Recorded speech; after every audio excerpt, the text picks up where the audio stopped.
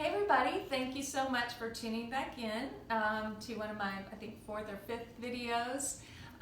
This one is going to cover my figurative work, and that is a body of work that's all about imperfection, and so this is going to definitely not be perfect. I'm just going to kind of shoot from the hip and talk to you about how I came about this concept for these, and also how I create them and why it means so much to me. So about 15 years ago, my husband and I were on our honeymoon in Costa Rica, and this is not something I really share with people a lot, but here it goes with you.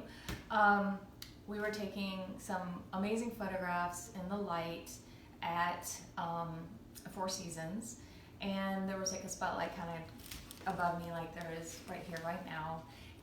And the background was all dark, and the colors and the shapes and the softness was just so beautiful that we shot some photographs.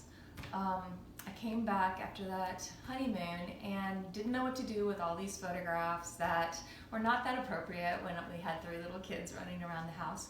So I really studied them and worked with them for about 3 years. And the only thing I did to them in my computer was to soften the images so that the face was not a face of mine, but a face of any woman. And so once I saw these photographs, I started printing them out. I printed them on my Epson printer on some kind of cheap paper. And then as I was looking at the photographs, I was still like, I don't know, there's something that needs to happen to these. They need to change in a way, and I just didn't know why. So I sat with those for a while, and all of a sudden one day I said, these need to have water on them. These need to be doused with wine. These need to be distressed with coffee or tea or salt or things that distress and age my body. I'm not sure where that came from, but I said, let me just go for it. So I took some of these photographs, and I have some here. And I'm just going to show you a little bit of what I did to distress the photographs and change them. So, got some great red wine here. Sometimes I would hold the wine up really far and let it drip on the photographs. There's one of them that I actually stood on a ladder way above and just barely dripped water on the photograph. These are even like some cranberries, like I'm just kind of smearing these around. They add some red pigment that's all natural pigment. Tea, or some just tea that I'm squeezing on the photograph. Sometimes I've had it. It's really just kind of following, you've heard me say this before, following consciousness. And whatever I'm feeling at the time, do I squirt it with water? Do I then add some salt? Does it need to be smeared around with my hands? Got some coffee here. Does that need to have coffee smeared on it? Just kind of working on about 30 of these at a time for the most part. And then sometimes I'll turn them over, let them dry in the sun. I let them dry on paper, glass, wood, metal. I'm just letting the image happen and change and evolve.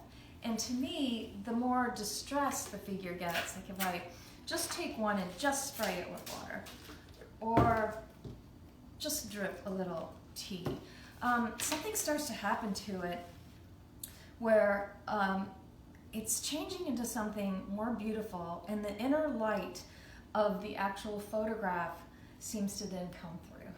And when I started to do this over and over again with hundreds of different photographs, it became like a healing process. Like the energy and the light from within shone through, and that was the real essence of what the image was. So if you look over here on my studio wall, these are pieces that I've created in the exact same way that I just showed you.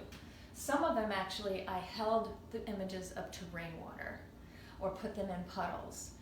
And then the moment that they became perfectly distressed, I then took a high-res photograph of that image so that it captured that ephemeral moment forever.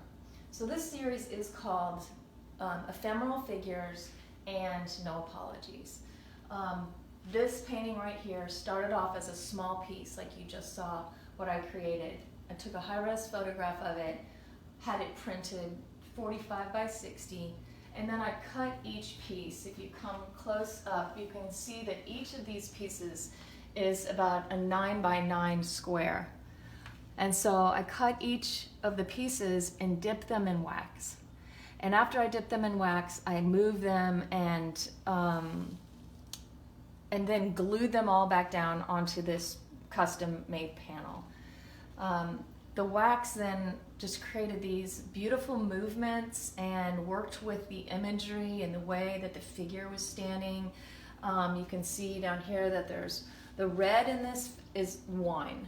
That's different wine that I use to create the pigment in this photograph.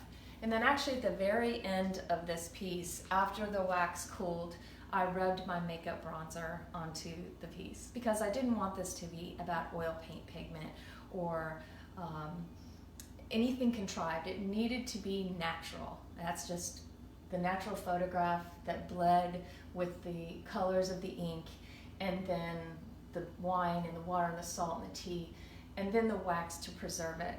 And all of these squares and dissections came together back into one figure that to me is about self-acceptance, and it's about self-love. And maybe the more distressed and aged we get, the more beautiful we are, because that's our inner light coming through. So these are a few more in the same series. This one especially, people seem to be really drawn to, and that is, you know, a figure reaching her arms. This is me actually. Shot from behind in front of a window, and you can see the splotches of water that have distressed this figure, but to me it's like light shining through from your spirit or your soul. So that is what that work is all about. Again, you can kind of see how the water is starting to create some different marks on this piece. It's already happening. I'll probably add more water to that. But sometimes even the back of these pieces are just as beautiful as the front. Make some really mysterious, beautiful, subtle marks on these.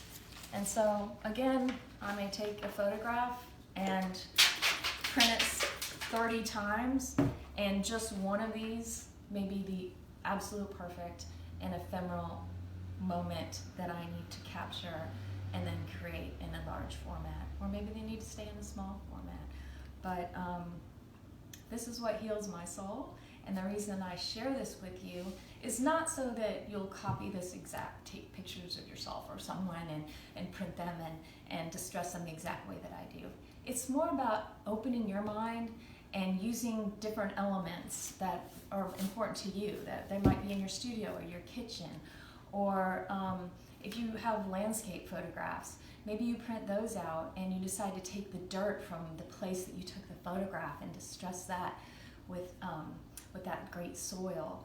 I worked with a wonderful artist named Mohammed El Ghanobi from Egypt, and he took spices from his country and created paintings out of those, and you could walk by them and smell the spices. And I think that might have informed the reason why these need to have something on them that's very personal to me.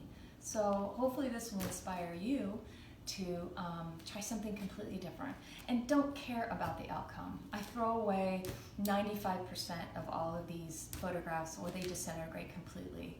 But the ones that work, I know immediately, and I cherish them, and I'm so grateful that I can photograph and create them and then bring them to you and sell them to the public. And maybe you can feel some of that acceptance and self-love in yourself when you look at them. So thank you so much for this short little session that just came from my heart.